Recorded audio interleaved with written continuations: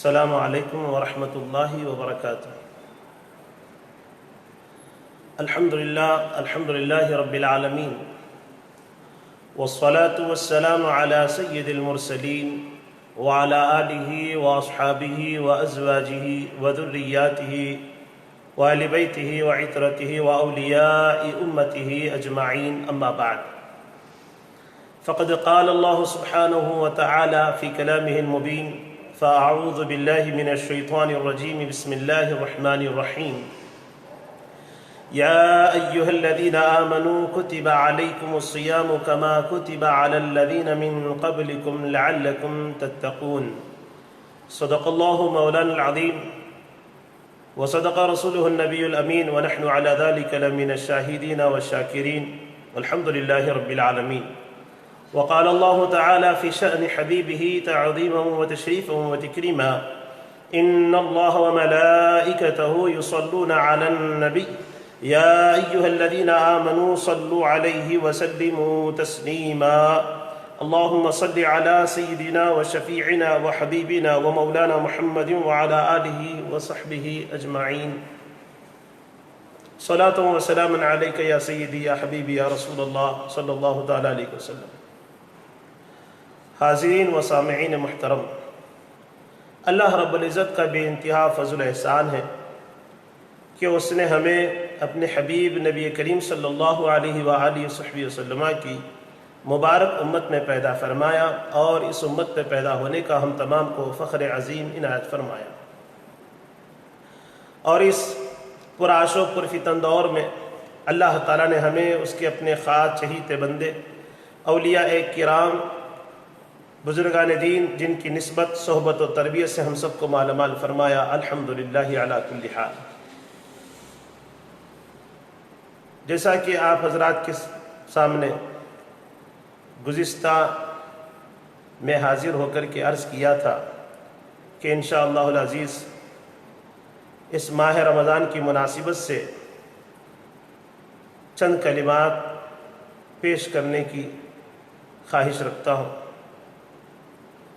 الحمدللہ اللہ تعالیٰ نے ہمیں یہ توفیق عطا فرمائی کہ پھر سے ماہ رمضان سے ہم جڑ گئے ہیں۔ بزرگوں، رمضان اور مسلمان، اس عنوان سے میں آپ کے سامنے حاضر ہوا ہوں کیونکہ اکثر و بیشتر حضرات نے میرے سامنے اسی موضوع پر بیان کرنے کے متعلق ذکر کیا۔ بہرحال یقیناً ماہ رمضان سے مسلمان کا تعلق کس طرح سے ہے، اسے ہمیں سمجھنا لازمی ہے۔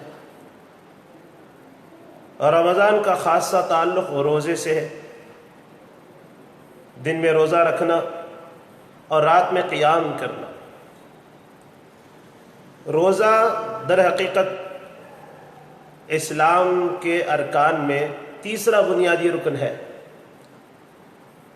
اور جس کی پابندی توحید و رسالت کی شہادت اور نماز کے بعد فرض کا درجہ رکھتی ہے۔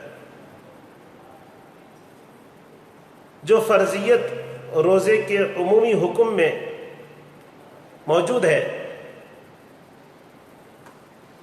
اسے ہمیں سمجھنا لازمی ہے، کیونکہ روزے کے جو فوائد ہیں ان کا اگر ہم جائزہ لیں گے تو ان کے اثرات کو جو روزہ انسان کی مادی اور روحانی زندگی پر مرتب کرتا ہے اسے اجاگر کیا جا سکے۔ روزے کے متعلق ہم تفصیل سے انشاءاللہ سلسلے وار بیان کے ذریعے سے آپ حضرات کے سامنے حاضر ہوں گے۔ پہلے ہم اجمالی طور پر روزے کے مقصدیت کو اور اس کی فرضیت کو، اس کے واجبات و شرائط کو سمجھنے کی کوشش کریں گے۔ جیسے کہ آپ نے خطبہ مسنونہ میں قرآن مجید کی پارے نمبر 2 سورہ بقرہ کی آیت نمبر 183 تلاوت کو آپ نے سماعت کیا، میں نے اس کی تلاوت کا شرف حاصل کیا۔ اللہ تعالیٰ ارشاد فرماتا ہے یا ایھا الذین آمنوا کتب علیکم الصیام کما کتب علی الذین من قبلکم لعلکم تتقون۔ اللہ تعالیٰ کا ارشاد ہے کہ ایمان والو، تم پر روزے فرض کیے گئے جس طرح تم سے پہلی امتوں پر فرض کیے گئے تھے۔ اب یہاں اللہ تبارک و تعالیٰ یہ بھی ساتھ میں ارشاد فرما رہا ہے کہ لعلکم تتقون، تاکہ تم پرہیزگار بن جاؤ، متقی بن جاؤ۔ لعلکم تتقون فرمایا اللہ تعالیٰ نے۔ اب اس آیت کریمہ میں 2 باتیں صراحت کے ساتھ بیان کی گئی ہے۔ ایک یہ ہے کہ روزے صرف حضور نبی کریم صلی اللہ علیہ وآلہ وسلم کے امت پر ہی فرض نہیں کی گئی، بلکہ پچھلے امتوں پر بھی روزہ فرض کیا گیا۔ یہ ایک بات اس آیت کریمہ کے ذریعے سے واضح طور پر ہمیں سمجھ میں آتی ہے۔ دوسری بات یہ ہے کہ اس آیت کریمہ میں دوسرا مقصد جو بیان کیا گیا روزے کا، وہ یہ ہے کہ تم پرہیزگار بن جاؤ، متقی بن جاؤ۔ اب ذرا غور فرمائیے، اس آیت کریمہ میں اللہ تبارک و تعالیٰ نے لعلکم تتقون فرمایا، یعنی قرآن کریم ہمارے کردار اور سیرت کو روزے کے پاکیزہ اثرات سے تقوی اور پرہیزگاری کے رنگ میں رنگ دیا جانے کے متعلق ارشاد فرما رہا ہے کہ پرہیزگاری کے رنگ میں رنگ دیا کرو۔ ہم اپنے سیرت اور کردار کو اس روزے کے پاکیزہ اثرات کے ذریعے سے، روایات، معتبر روایات، اس کے مطابق روزے کی فرضیت کا جو حکم ہے وہ تحویل کعبہ کے واقعے سے کم و بیش 10-15 روز بعد نازل ہوا، اور آیت روزہ شعبان کے مہینے میں نازل ہوئی، جس میں رمضان مبارک کو ماہ سیام قرار دیتے ہوئے اللہ رب العزت نے ارشاد فرمایا سورہ بقرہ کی آیت نمبر 185 میں، پارے نمبر 2، فمن شہد منکم الشہر فلیصم، یعنی پس تم میں سے جو شخص ماہ رمضان کو پائے تو اسے چاہیے کہ وہ ضرور روزہ رکھے۔ اب اس آیت کریمہ میں روزہ رکھنے کا حکم ہر اس صاحب ایمان کو دیا جا رہا ہے جو اپنی زندگی میں اس ماہ مقدس کو پالے، جبکہ نبی کریم صلی اللہ تعالیٰ علیہ وآلہ وسلم سے پہلے، آپ صلی اللہ علیہ وسلم کی امت سے پہلے یہود و نصارہ، پچھلی امت 10 محرم الحرام عاشورے کا روزے کا اہتمام کیا کرتے تھے۔ اسی طرح قمری مہینے کے 13ویں، 14ویں اور 15ویں تاریخ کے دن، جنہیں ایام 20 کہتے ہیں، اس کے روزے رکھا کرتے تھے۔ تو یہ روزے پہلی امتوں پر فرض تھے۔ رمضان مبارک کے روزوں کی فرضیت کے بعد اب یہ روزے سنت کا درجہ اختیار کر گئی کہ حضور صلی اللہ علیہ وسلم کا عاشورہ اور ایام 20 کے روزے رکھنے کا معمول وصال ظاہری تک قائم رہا۔ بزرگوں، روزے کی فرضیت تو قرآن مجید کی آیتوں اور احادیث طیبہ کے ذریعے سے ہمیں سمجھ میں آتی ہے، ساتھ ہی ساتھ روزے کے واجبات اور شرائط کو بھی ہم سمجھ لیں کہ روزے کو عربی میں صوم کہتے ہیں، جس کا لغوی معنی ہے کسی ارادی فعل سے باز رہنے اور رک جانے، دور رہنے کا نام روزہ ہے۔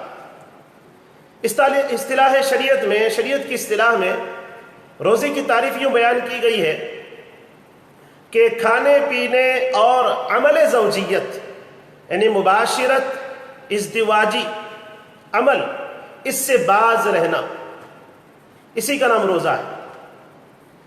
اور فقہی اعتبار سے غروب آفتاب کیا کہتے ہیں، فجر صادق سے لے کر کے غروب آفتاب تک کھانے پینے اور ازدواجی تعلق، مباشرت سے، عمل زوجیت سے باز رہنے کو روزہ کہا جاتا ہے۔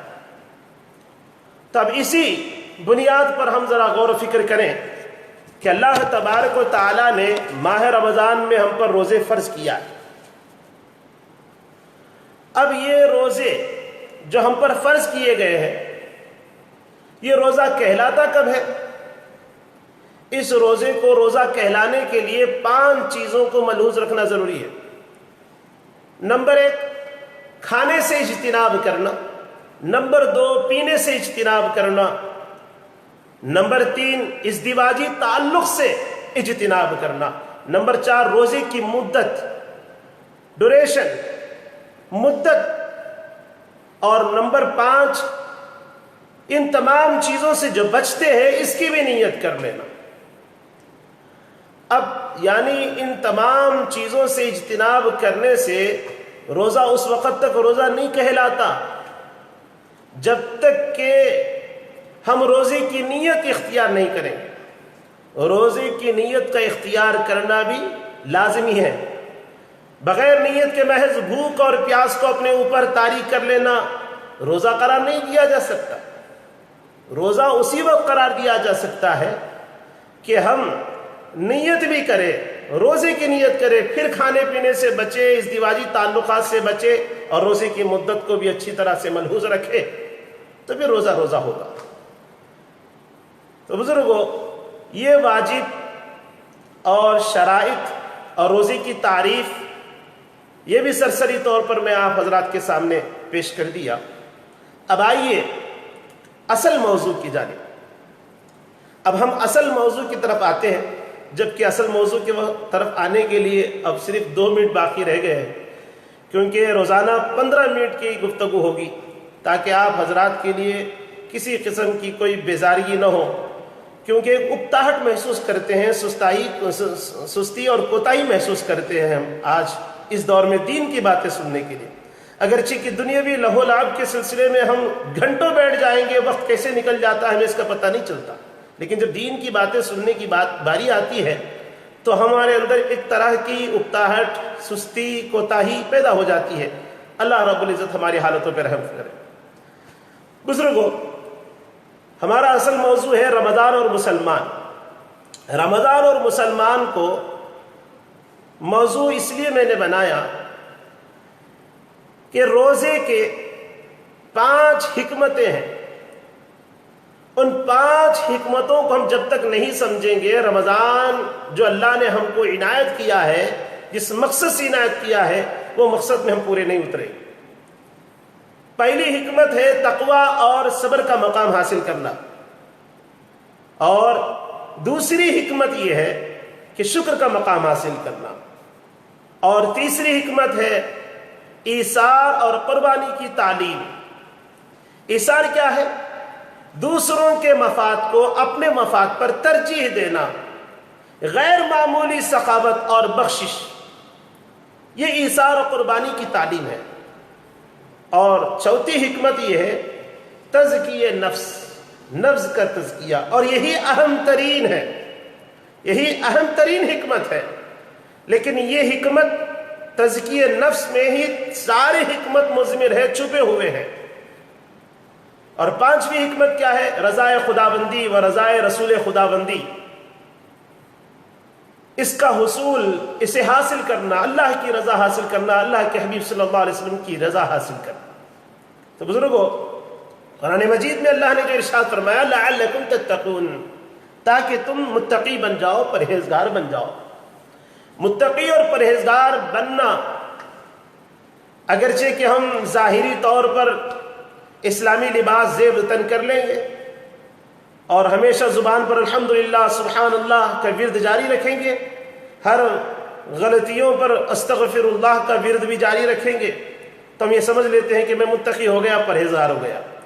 صرف ظاہر کو سنوارنے سے متقی ہونا یہ تقوی کی علامت نہیں ہے، کافی نہیں ہے، کیونکہ اللہ تعالیٰ قرآن مجید میں ارشاد فرمایا ہے کہ تم تقوی ایسے اختیار کرو جیسا کہ تقوی کا حق بتایا گیا، جو حق بتایا گیا، کما حقہ، تقوی ہم اختیار کرنے سے ہی تقوی ہوگا اور ہم متقی بنیں گے۔ تو بزرگوں، انشاءاللہ کل سے ہم ان 5 حکمتوں کے متعلق تفصیل کے ساتھ، اگرچہ کہ مختصر وقت 15 منٹ کے اندر ہم گفتگو کریں گے۔ پہلی حکمت ہے تقوی اور صبر کا مقام حاصل کرنا، یعنی تقوی کو حاصل کیسے کرنا۔ تو قرآن مجید میں اللہ تعالیٰ نے جو ذکر فرمایا لعلکم تتقون، تاکہ تم پرہیزگار بن جاؤ، اس لیے اللہ نے روزے کو فرض کیا ہے۔ ماہ رمضان ہمارے درمیان آیا ہے تاکہ ہم متقی بن جائے۔ انشاءاللہ کل ہم ٹھیک 11:30 یعنی 11:30 بجے ہندوستانی ٹائم کے مطابق 11:15 یعنی 11:45 تک یہ پروگرام جاری رہے گا۔ آپ حضرات دعا فرمائیے۔ میں اللہ تعالیٰ سے دعا کرتا ہوں کہ اے اللہ، جو کچھ بھی تو نے نعمتیں عطا فرمائی ہیں یہ سب تیرے ہی اولیاء کرام کے صدقے طفیل ہے۔ اے اللہ، ہمارے پیر و مرشد کے عمر اقبال میں ترقی عطا فرما، صحت و عافیت تندرستی عطا فرما۔ ہمارے والدین کے عمر اقبال میں ترقی عطا فرما، انہیں صحت و عافیت تندرستی عطا فرما۔